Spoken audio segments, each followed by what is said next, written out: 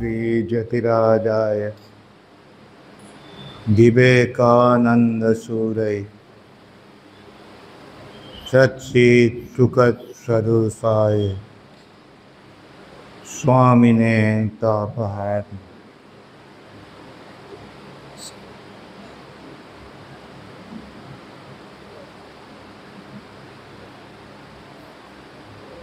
আমরা গতদিন দেখেছিলাম যে নরেন সিদ্ধান্ত নিয়ে ফেলেছেন বৃহৎ থেকেই হবেন। তার এক অনুভূতি হয়েছে যে সংসারে থেকে পরিবারের সেবা করা তার কাম্য নয়। তাই কি করেছেন, দাদু দুর্গাপ্রসাদ যেরকম বৃহত্যাগী হয়েছিলেন, সন্ন্যাসী হয়েছিলেন, তিনিও সেরকম হবেন। সেই মতো দিনক্ষণও ঠিক করে ফেলেছিলেন। সেই দিনক্ষণ অনুযায়ী প্রস্তুতি নিয়ে কাউকে না বলে চলে যাবেন। ঠিক সেই সময় জানতে পেরেছিলেন যে ঠাকুর কলকাতায় আসছেন। মনে মনে ঠিক করলেন যে গুরু দর্শন করেই যাবেন ভালো। তাই ঠাকুর যেখানে এসেছিলেন সেখানে গিয়ে দেখা করলেন ঠাকুরের সঙ্গে। তারপরে তো কিছু বললেন না। তারপরে যেতেই প্রণাম করতেই ঠাকুর ধরে বসলেন যে তাকে যেতে হবে তাঁর সঙ্গে দক্ষিণেশ্বরে। এমনভাবে ধরে বসলেন যে তিনি আর বলার কোন কিছু কথা বলার সুযোগই পেলেন না, দিলেনই না তিনি। অগত্যা তাকে যেতে হলো।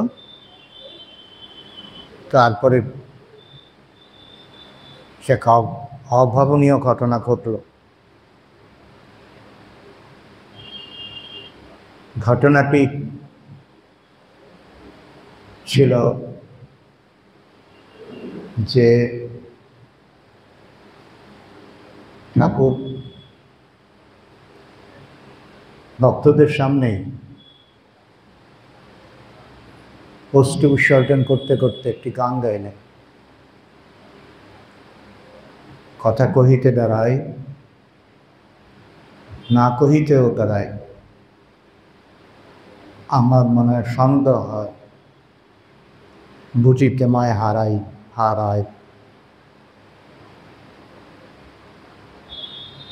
এই গানটি এমনভাবে গাইলেন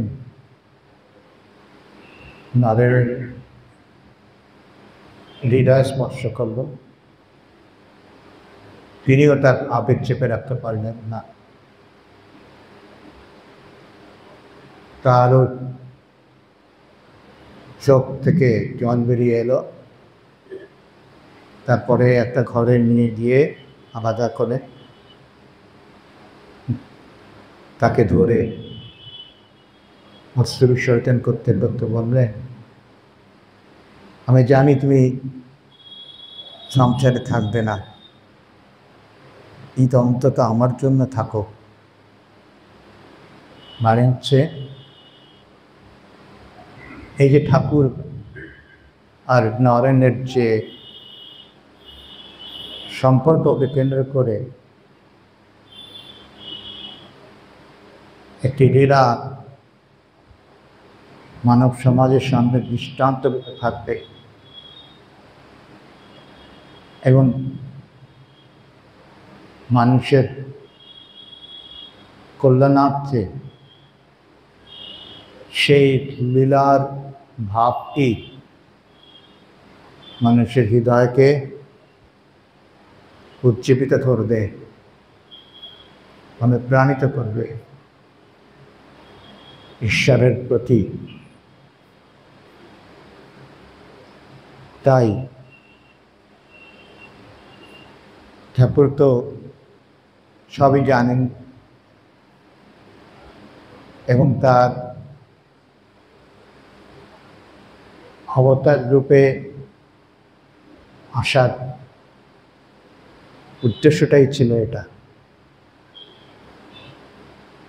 সঙ্গে সঙ্গে নারায়ণেরও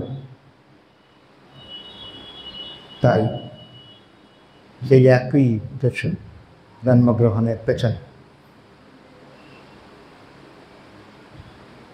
এরপরে যে ঘটনা, সে ঘটনাগুলো অত্যন্ত গুরুত্বপূর্ণ। একটি নতুন মোড় নিল নারায়ণের জীবনে সেই ঘটনাগুলোকে কেন্দ্র করে। তার তো পরিবারের কোনো সুব্যবস্থা হলো না, কোনোরকমভাবে তিনি টাকা দিয়ে গেলেন, এখানে সেখানে সাময়িক চাকরি নিয়ে, আর কয়েকখানি বই অনুবাদ করে তার থেকে যা উপার্জন হচ্ছিল তা থেকে পরিবারকে কোনো মতে চালিয়ে নিচ্ছিলেন। ঠিক এই সময়টাতে হঠাৎ নারায়ণের মনে হলো ঠাকুরের কথা তো ঈশ্বর শোনেন, তাই তাকে অনুরোধ করবেন যাতে তার মা ভাইদের যে এত কষ্ট, এই কষ্টের একটা সুরাহা হয়, তার থেকে তিনি নিস্তাব পান। ঠাকুরকে দিয়ে প্রার্থনা করিয়ে মায়ের কাছে এটি আদায় করে নেবেন।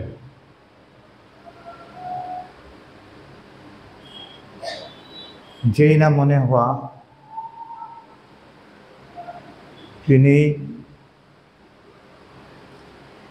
দক্ষিণেশ্বরে এসে উপস্থিত হলেন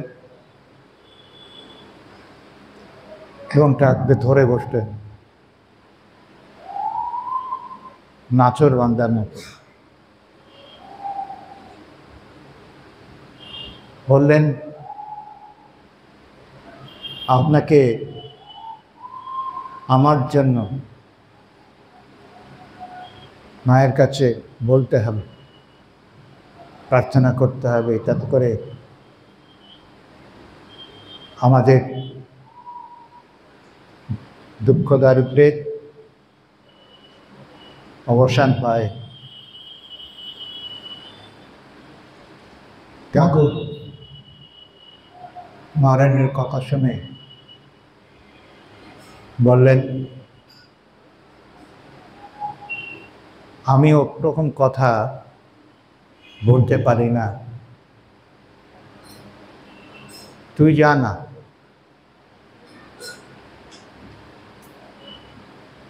তখন বললেন, না, আপনাকে বলতেই হবে, আমার জন্য আপনাকে বলতে। নরেনের ধারণা ছিল ঠাকুরকে যদি উনি এ ধরনের অনুরোধ করেন তাহলে ঠাকুর বেরাতে পারবেন। ঠাকুর বললেন, কি মাকে মানিস না?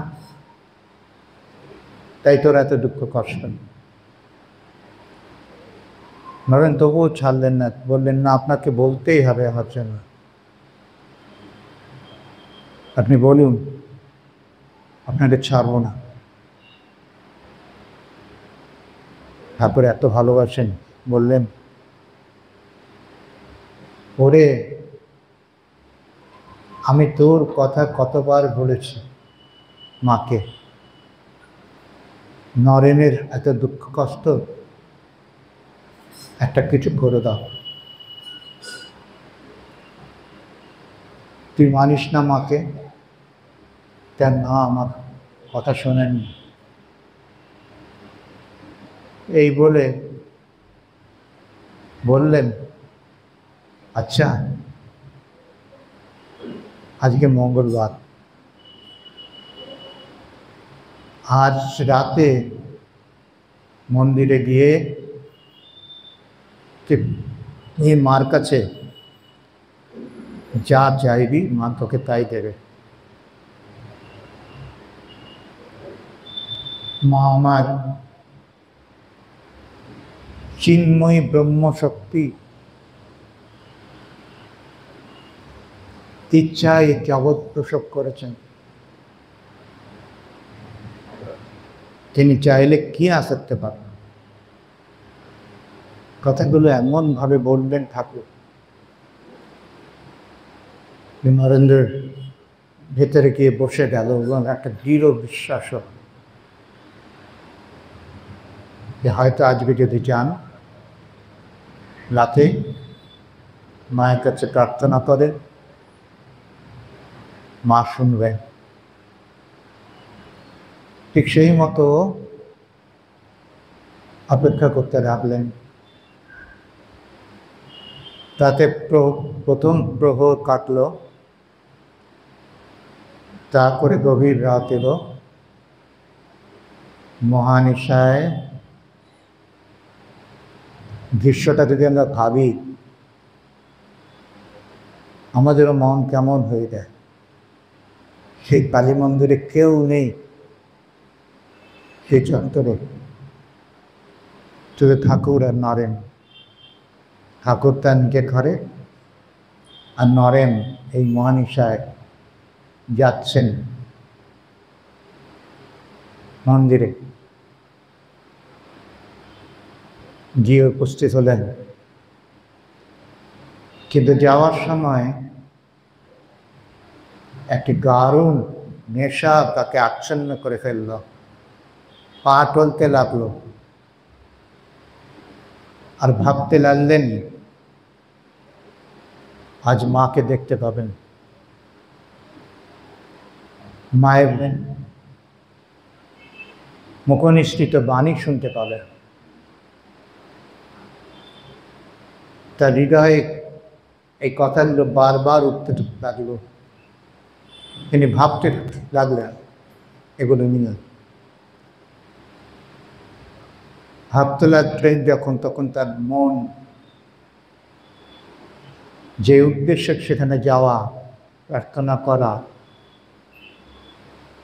দুঃখ দারিদ্র্য যাতে করে মায়া বুঝিয়ে দেন কৃপা করে, সেই কথা বলা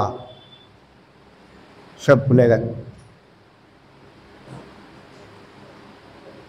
তিনি মন্দিরে প্রবেশ করে যেই মায়ের সামনে দাঁড়ালেন, মায়ের মূর্তিতে তার দর্শন হলো, সেই মায়ের চিন্ময়ী রূপ। ও দেখতে পেলেন মা যেন অনন্ত প্রেম ও সৌন্দর্যের প্রস্থবন্ধুকিনী।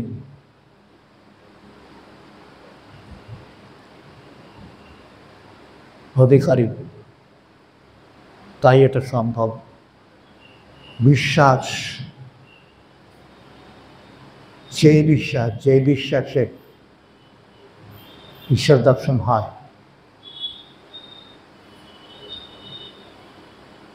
সেই বিশ্বাস নিয়ে তিনি দিয়েছিলেন, তাই তার দর্শন হলো এইভাবে। সব কথা ভুলে গেল, বলে গিয়ে প্রার্থনা করতে শুরু করলেন বারবার প্রণাম করে, মা বৈরাগ্য দাও, বিবেক দাও, জ্ঞান দাও, ভক্তি দাও, আর এমন করে দাও যাতে তোমার অবাধ নিত্য দর্শন লাভ করতে পারে। এই কথা বলে তিনি মাকে বারবার প্রণাম করতে লাগলেন। তারপর যখন মন্দির থেকে ফিরে এসে ঠাকুরের সামনে দাঁড়ালেন, মাকে জিজ্ঞেস করলেন, কিরে মাকে বলেছিস তো তোর দুঃখের কথা, আত্মনা দুঃখ করে জানিয়েছিস তো? যাবার আগে এটাও তার বিশ্বাস হয়েছিল আজকে নিশ্চয়ই মা আমার কথা শুনবেন যদি আমি জানাই আমার কষ্টের কথা, এবং সেই কষ্ট মা চিরতরে দূর করে দেবেন। আর অবসা হাও সবসময়ের জন্য সেসব কথা সব ভুলে গেল, দেখিও সব বলেছেন। আর ঠাকুর যেই বললেন, কিছু সব বলেছিস তো, প্রার্থনা করেছিস তো? তিনি চমকে উঠলেন, তার মনেই তো ছিল না। ঠাকুর বলাতে মনে পড়ল, বললেন না সব ভুলে গেছি। কি হবে? ঠাকুর আবার বুঝিয়ে টুঝিয়ে পেট যা গিয়ে মাকে জানিয়ে আয়। তিনি আবার গেলেন, গিয়ে মায়ের সামনে দাঁড়াতে মায়ের দিকে তাকিয়ে কোন এক দৈব শক্তির প্রভাবে আবার সব কথা ভুলে গেলেন। ভুলে গিয়ে বারবার প্রণাম করে ওই একই কথা বললেন, মা জ্ঞান ভক্তি দাও, বলে বারবার প্রণাম করে আগের বারের মতো ফিরে এলেন। ফিরে আসতেই ঠাকুর আবার জিজ্ঞেস করেন, এবার বলেছিস তো, তো জানিয়েছিস তো মাকে? আবার চমকে উঠে বললেন, না ভুলে গেছি। মায়ের সামনে দাঁড়াতেই আমার সব ভুল হয়ে গেছে, এখন কি হবে? ঠাকুর তখন বললেন, তখন হাসছেন, হয়তো জানেন দূর চোরা, সে নিজেকে সামলিয়ে একটু বলতে পারলি না। তারপরে বললেন, পারিস তো ফির যা, আরেকক্ষণ যা গিয়ে জানে। তৃতীয়বারও গেলেন, সেই একই ঘটনা ঘটল, ভুলে গেলেন বলা ঠিক হবে। হ্যাঁ, লজ্জা পেলেন, কারণ মনে ছিল, কিন্তু বললেন না। লজ্জায় তিনি বললেন, মার কাছে সে এই তুচ্ছ কথা বলবো? ঠাকুর না বলেন, রাজার প্রসন্নতা লাভ করে তার কাছে লাউ কুমড়ো ভিক্ষে করা, এই নির্বুদ্ধিতা আমার কি এত হীন বুদ্ধি হবে? এই কথা ভেবে ঘৃণায় লজ্জায় তিনি বলতে পারবেন। আবার বারবার প্রণাম করে জ্ঞান ভক্তি লাভের জন্য প্রার্থনা জানিয়ে ফিরে এলেন। ফিরে এসে ঠাকুর জিজ্ঞেস করাতে বললেন যে, ঠাকুর বললেন যে বলেছিস তো এবারে? বললেন না, লজ্জা করল। দেখুন, বাস্তবিক যে ত্যাগী তার আচরণ কিরকম হয়, চিন্তা ভাবনা কিরকম হয়। ত্যাগী মানে বিষয় ত্যাগ, ঈশ্বরকে গ্রহণ করবার প্রচেষ্টা, ঈশ্বরকে লাভ করবার প্রচেষ্টা। ত্যাগ কোনো কিছু এরকম নয় যে সেটা সবটাই নেতিবাচক। ত্যাগ মানে হচ্ছে এই ক্ষুদ্রকে ছেড়ে বৃহৎকে ধরা। তাই এই বৃহত্তম ঈশ্বর ব্রহ্ম তাকে ধরলে এই জগৎ সংসার আলোনি বোধ হয়, তাকে ত্যাগ করতে ইচ্ছা করে এবং ত্যাগ করে হয়ে যায়। যত ঈশ্বরমুখী হওয়া যায়, যতই তার দিকে এগিয়ে যায়, ততই এই বিষয় চিন্তা পেছনে পড়ে থাকে। নরেন জন্ম থেকে সেরকম ত্যাগী। তাই তার কাছে এই ধরনের আচরণ প্রত্যাশা করা খুবই স্বাভাবিক। যারা বুঝতে পারতেন তারা সেরকমই করতেন। তারা জানতেন যে নরেশ জন্ম থেকেই ঈশ্বরের জন্য তার মন তৈরি, এবং ঠাকুর তাই তাকে সেভাবে পরিচালিত করছেন। দৃষ্টান্ত স্বরূপ আমাদের কাছে দৃষ্টান্ত তুলে ধরবার জন্য তাদের দুজনের লীলার মাধ্যমে। তারপরে কি হলো যে গেলেন, বলতে পারলেন না তিনবার।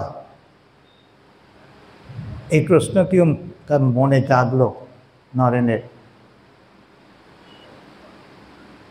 ভাবতে লাগলেন, তিনবার গেলাম, বলা হলো না, এ নিশ্চয়ই ঠাকুরের খেলা। দেখুন, এই যে কথাটি মনে উঠেছে, এই কথাটি ঠাকুরের কোনো সাধারণ ভক্তের মনে উঠবে না।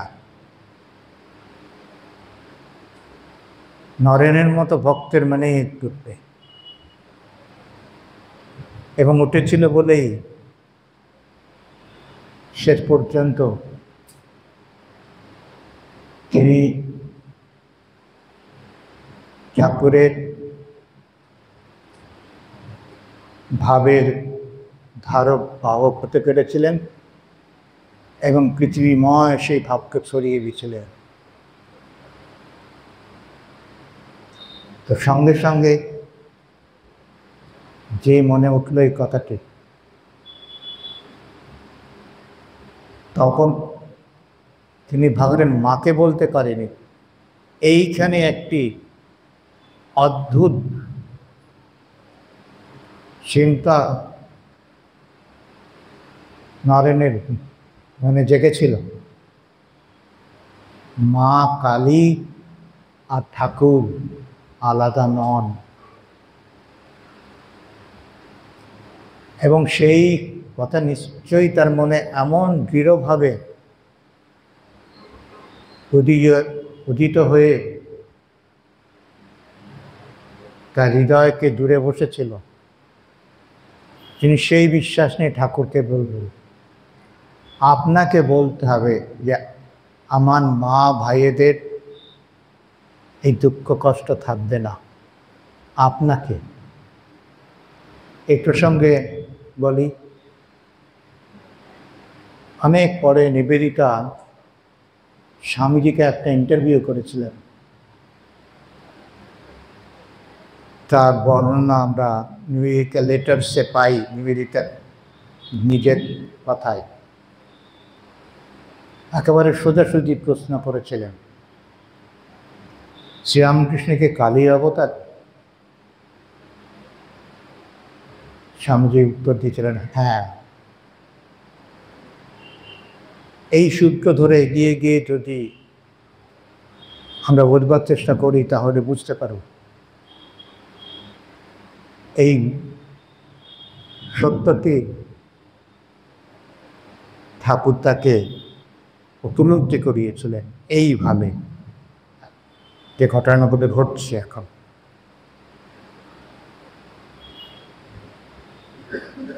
ঠাকুর আবার সেই একই কথা বললেন, ওরে আমি কারোর জন্য ওরকম কথা বলতে পারি না, আমার মুখ দিয়ে বের হয় না। আমি তোকে বললাম তুই যা, মার কাছে যা চাইবি মা তাই তোকে দেবে, তুই বলতে পারলি না, তোর অদৃষ্টে সংসার সুখ নেই, তা আমি কি করব? কিন্তু নরেন নাচর বাঙ্গা, না আপনাকে বলতে হবে, আমার জন্য বলতেই হবে। তখন এই দেখো যে কথা কি আমরা একটু আগে বলছিলাম, তারই একটা সার্থক রূপায়ণ এখন হতে যাচ্ছে। যখন নরেন এইভাবে চেপে ধরলেন, তখন ঠাকুর বললেন, আচ্ছা যা, আজ থেকে তোদের নেতা ভাগ কাপড়ে কখনো আঘাত হবে না। যে কথাটি মা কালীর কথা, মুখনিষ্কৃত কৃপাবাণী হিসেবে নরেনের মন্দিরে গিয়ে শোনার কথা, সেই কথাটি শুনলেন ঠাকুরের মুখ থেকে। এবং এই যে বললেন, এই কথা থেকেই নরেনের মধ্যে একটা অদ্ভুত বিশ্বাস হয়েছিল এবং তার সঙ্গে সঙ্গে উপলব্ধিও হয়েছিল মা কালী ঠাকুর রূপে অবতীর্ণ হয়েছে। আমরা এই কথাও জানি যে মাকেও জিজ্ঞেস করেছিলেন নিবেদিতা, মাও সে একই উত্তর দিয়েছে। আর মায়ের তো কত রকমের ভাবে দর্শনের অভিব্যক্তি থেকে আমরা জানতে পেরেছি ঠাকুর আর কেউ নন, স্বয়ং মা কালী মনুষ্য দেহে মানব দেহ ধারণ করে এসছে মানুষের কল্যাণের জন্য, লোককল্যাণ করবেন তাই। তারপরে এই যে অভিজ্ঞতা নরেনের হলো, এই অভিজ্ঞতাতে নরেনের মধ্যে একটা পরিবর্তন এলো। সেই পরিবর্তনটা কি? যে তিনি দেবদেবীর প্রতিমা বা দেবদেবীর মূর্তিতে প্রণাম করতে পারতেন না। কেন পারতেন না? ওই ব্রাহ্ম ভাব তাকে একটা অন্য দৃষ্টি দিয়েছিল। সেই দৃষ্টিভঙ্গি থেকেই তিনি ওটা করতে পারতেন। কিন্তু এখন তার হৃদয়ের কপাট খুলে গেল এই অভিজ্ঞতা থেকে। কপাট খুলে গিয়ে সেখান থেকে ভক্তি ধারা প্রবাহিত হতে লাগলো। এই প্রসঙ্গে আরেকটা কথা আমাদের মনে পড়ে। কথামৃত দেখি যে ঠাকুর বলছেন জ্ঞান ও ভক্তি দুটোই নারায়ণের ভেতরে আছে। ভেতরটা ভক্তিতে পরিপূর্ণ আর বাইরের টুকটা জ্ঞানী। এতে জ্ঞান ভক্তি দাও মাকে প্রার্থনা করছেন, মানে ঠাকুরকে প্রার্থনা করছেন, এবং ঠাকুর সেই তার যে আন্তরিক ভাবটা, সেই ভাবটাই তার চরিত্রের মধ্যে ফুটিয়ে তুলেছিল। তাই বলছেন তার বাইরেটা জ্ঞানে পরিপূর্ণ আর ভেতরটা হৃদয়টা ভক্তিতে ভরপুর। আর ঠাকুর সবইটা সমন্বয় করতে এসছেন।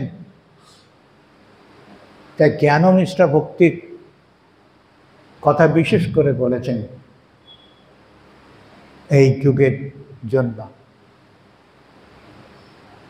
সাধারণত যারা জ্ঞানী হয়, একরোখা হয়, তাদের মধ্যে ভক্তিভাবের কোনো প্রাধান্য থাকে না। আর যারা ভক্ত হন তারা জ্ঞানকে খুব একটা মানতে পারেন না,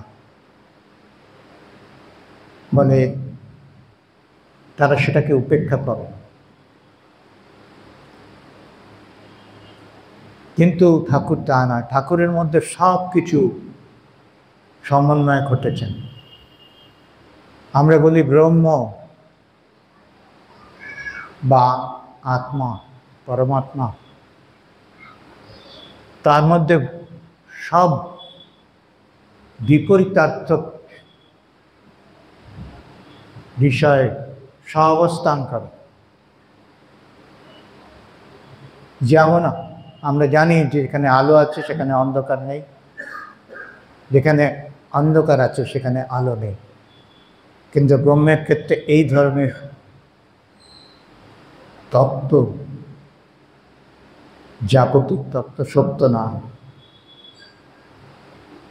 ব্রহ্ম বৃহত্তম এই অর্থে তার মধ্যে সব রয়েছে, সহাবস্থান করে সব বৈপর্যপ্ত।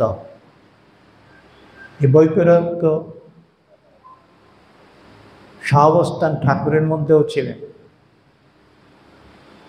ঠাকুরের মধ্যে কত রকমের ভাব, যেসব ভাবগুলো আপাত দৃষ্টিতে পরস্পর বিরোধী বলে আমাদের বোধ হয়, সেগুলো তার মধ্যে পরিপূর্ণতা লাভ করছে। এবং তিনি এই পরিপূর্ণতার মাধ্যমে দেখিয়ে দিচ্ছেন কোনো বিরোধ নেই তাদের মধ্যে। তাদের সব উদ্দেশ্যই এই এক ঈশ্বর, ভগবান, ব্রহ্ম, আত্মা, যা কিছু বলা যায় আপনি সেটাই। এবারে নরেন্দ্র ফিরে এসে যেন সারা রাতেই পেয়েছে। যা ঘটনা ঘটেছে সঞ্জীব সঙ্গে ঠাকুরের বা নরেনের সঙ্গে ঠাকুরের এই রাত্রিটিতে, তার পরের দিন তিনি নিজ মুখে বৈকুণ্ঠনাথ সান্যাল ঠাকুরের ভক্ত তাকে সব করেছিলেন এবং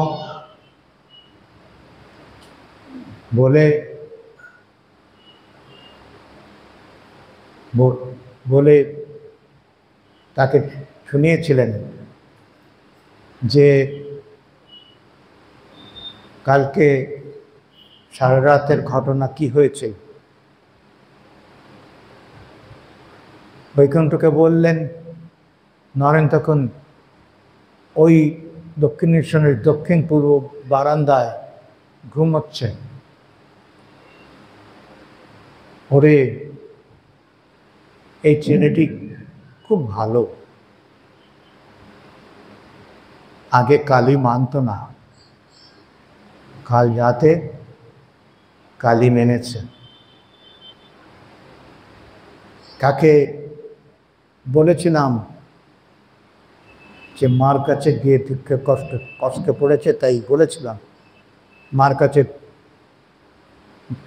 টাকা করি চাইতে,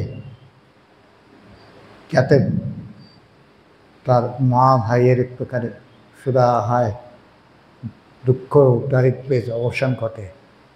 সে বললে লজ্জা করে, খুব খুশি হয়েছে, তাই বলছেন। বললেন লজ্জা কর। ওখান থেকে মন্দির থেকে ফিরে এসে বলল আমাকে মায়ের গান শিখিয়ে দাও। আমি ওকে মার তাম হে তারা গানটি শিখিয়ে দিয়েছিলাম। কাল সারা রাত ধরে ওই গানটি গেয়েছে, তাই এখন ঘুমোচ্ছে। তারপরে একেবারে তিনি আনন্দে আত্মারা হয়ে বলতে লাগলেন, নরেন মাকে মেনেছে, বেশ হয়েছে না? আবার একটু পরে বলতে লাগলেন, বারবার করে ছেলে মানুষের মতো আনন্দ করতে করতে, যে নরেন মাকে মেনেছে, বেশ হয়েছে। কেমন? তো ঘুরিয়ে ফিরিয়ে একই কথা বারবার বলছেন আর আনন্দ করছেন। আর বৈকুণ্ঠপ্রে বলছেন, বেশ হয়েছে না? বৈকুণ্ঠ অনুমোদন করে বলছেন, হ্যাঁ বেশ হয়েছে। তার আর আনন্দ ধরে না। তারপরে এই যে নরেনের পরিবর্তন, সেই পরিবর্তনটা যে ঠাকুরকে সন্তুষ্ট করেছিল, সেটা এর জন্য নয়, কোনো সাম্প্রদায়িক সংকীর্ণ দৃষ্টি নিয়ে বিষয়টিকে দেখেননি।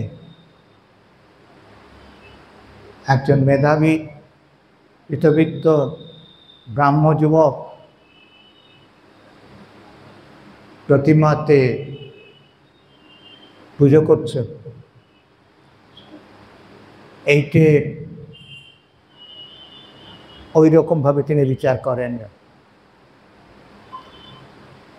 ঠাকুর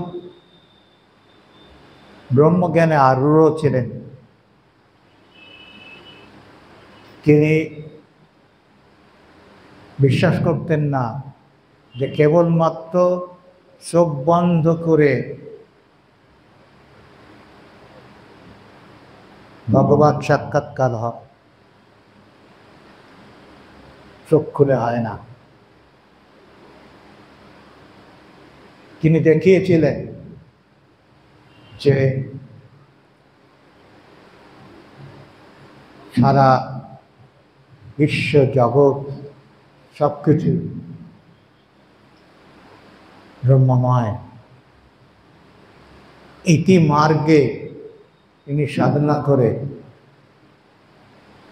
ব্রহ্মজ্ঞান মানে নেতি মার্গে, নেতি নেতি নেতি নেতি করে সেই সাধনা। আবার ঠাকুর ইতিমার্গেও সাধনা করে দেখিয়েছিলেন। সেই তত্ত্বটি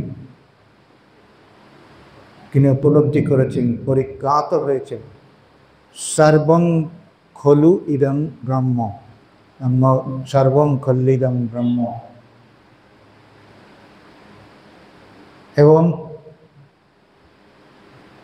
এই যে চোখ খুলে দেখা ঈশ্বরকে, সেইটি এই সর্বময় সর্বগ্রাসী সর্বমঙ্গলা কালীরূপে, এবং সেই কালীরূপেতে ওই তত্ত্বটি, অদ্বৈত তত্ত্বটি যে অনুভব করতে পেরেছে সেই ধন্য। এইটি ঠাকুর বুঝিয়েছিলেন। নারায়ণের ক্ষেত্রে তাই হলো। কেন?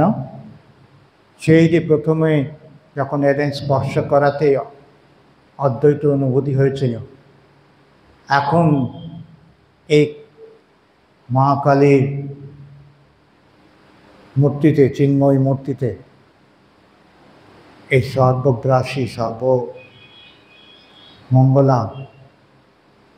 সর্বময় অদ্বিতীয় তত্ত্ব তিনি অনুভব করলেন।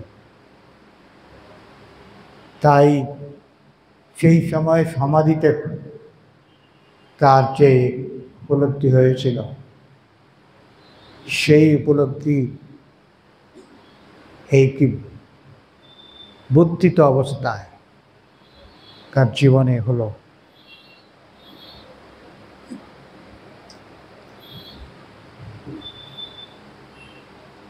তারপরে তিনি এখন একেবারে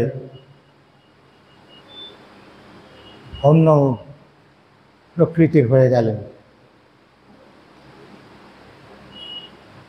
এই অভিজ্ঞতা তাকে একেবারে তার যে প্রতিমা সম্বন্ধে ভুল ধারণা ছিল সেটাও ভেঙে গেল। ব্রাহ্ম প্রভাবের চিহ্ন যে ধারণাটি ছিল সেটিও ভেঙে গেল এইসব উপলব্ধির জন্য। তো বৈকুণ্ঠকে বলছেন যে কাগজকে যে গানটি তাকে শিখিয়েছিলেন, তার যে উপলব্ধি হয়েছে গত রাতে, তার মর্মটাও ওই উপলব্ধির অনুরূপ, এবং সেটা নরেন সম্পূর্ণ বুঝতে পেরে তার হৃদয়ে সেই মর্মটি ধারণ করতে পেরেছে। তো এইভাবে নরেনের পরিবর্তন হলো। 4টে নাগাদ নরেনের ঘুম ভাঙল। নরেনের কে ঘুম ভাঙল?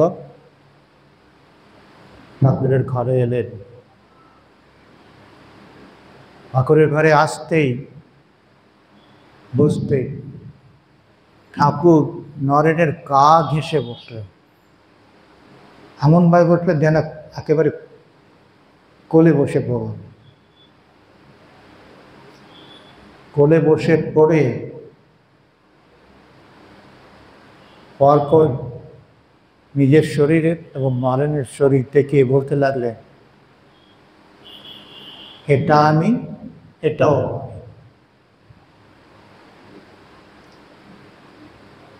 সত্য, সত্য দেখছি। কেমন জানো, গঙ্গায় একটা লাঠি ফেলে দিলে যেমন গঙ্গা মনে হয় যেন দুটো ভাগ হয়ে যাবে, কিন্তু সত্যি সত্যি কোনো ভাগাভাগি নাই বলে বুঝতে পেরেছে। ঠিক সেরকম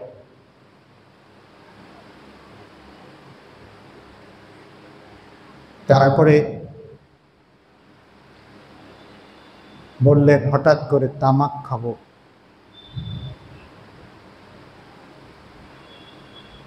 বৈকুণ্ঠ তামাক সেজে, উকোতে তামাক সেজে নিয়ে এলেন, দিলেন। তিনি দু এক টান দিয়েই বললেন, কলকেতে খাবো। তারপর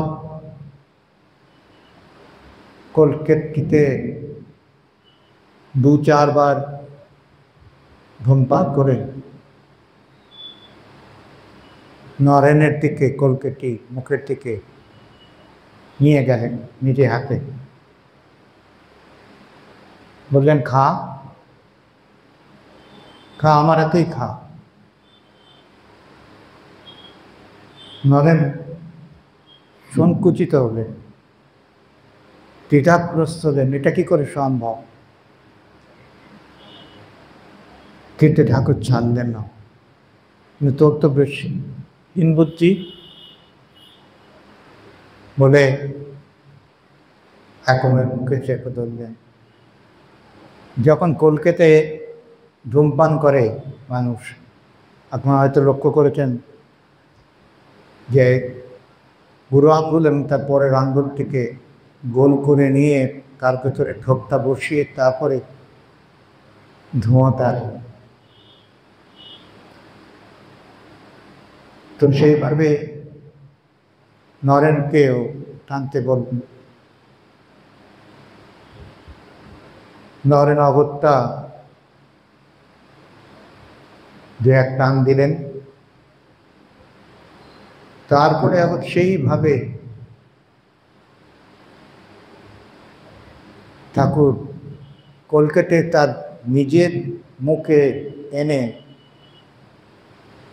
টানতে থাকলেন। যেই টানতে যাচ্ছেন, মুখের কাছে নিয়ে গেছেন, নরেন্দ্র বললেন, দাঁড়ান দাঁড়ান, হাতটা একটু ধুয়ে নিন। ঠাকুর সঙ্গে সঙ্গে, শালা তোর তো ভারী ভেদ বুদ্ধি। শুনলেন না, সেই উচ্ছিষ্ট হাতেই আবার নিজের বুক বসিয়ে খোলকে টানতে শুরু করলেন, ধূমপান করতে শুরু করলেন। এই যে ধূমপান করছেন এবং করতে করতে তিনি নানা কথা বলছেন যে আগে আমার খাদ্যের অগ্রভাগ কাউকে দিলে আমি সেই অন্ন গ্রহণ করতে পারতাম না। আবার বলছেন, কারো এমনকি নরেনেরও যদি কোনো অসুচি চিন্তা আসতো, তাকে আমি স্পর্শ করতে পারতাম না।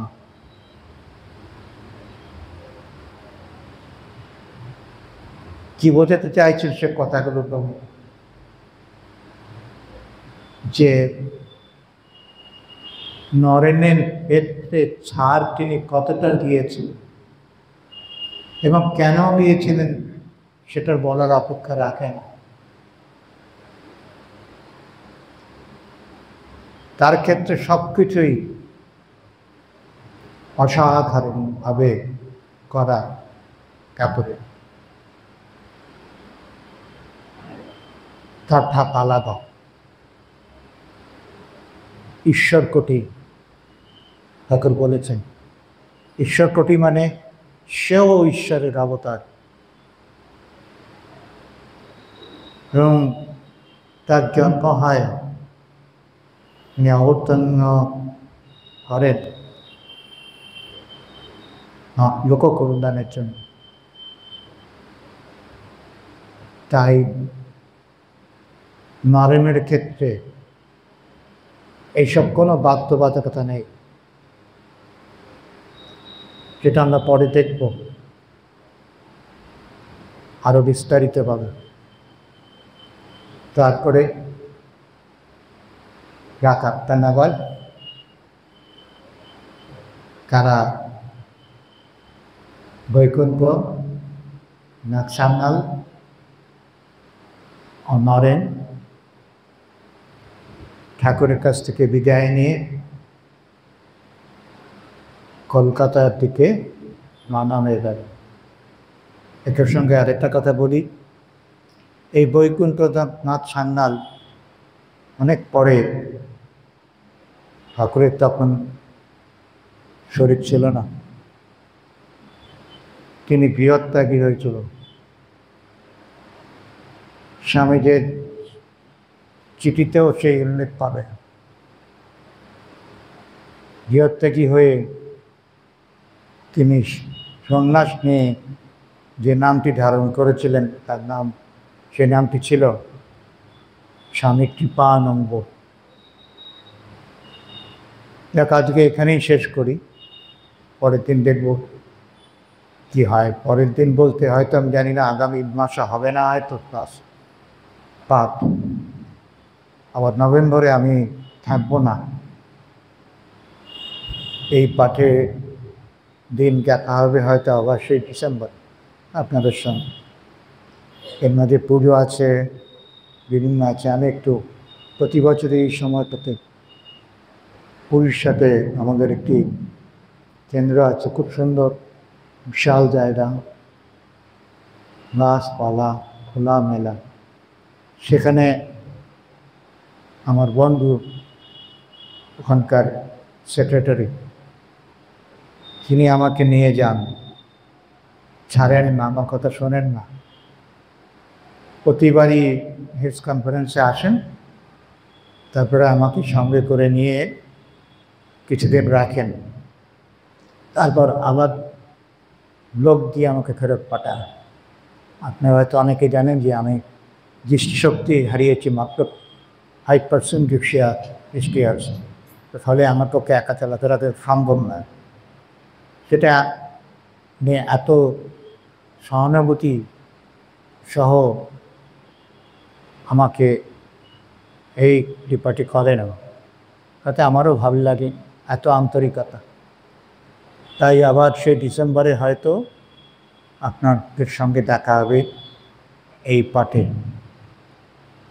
এই কথা বলে আজকে আমার পাঠ শেষ করছি। ওম শান্তি শান্তি শান্তি। কৃষ্ণ